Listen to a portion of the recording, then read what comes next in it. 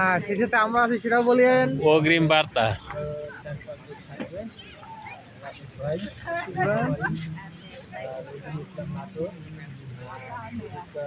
Viral বুদিদা ইয়া viral দাদা। হ্যাঁ এই কথাই ভাইরাল ওকে থ্যাংক ইউ।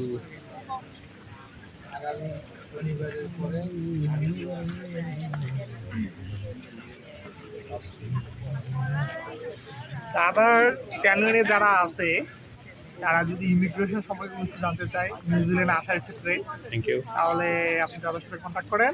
আর যে অফিসিয়াল ইমিগ্রেশন যে হেল্পগুলো লাগে আমি ইমিগ্রেশন হেল্পগুলো করতে পারবো।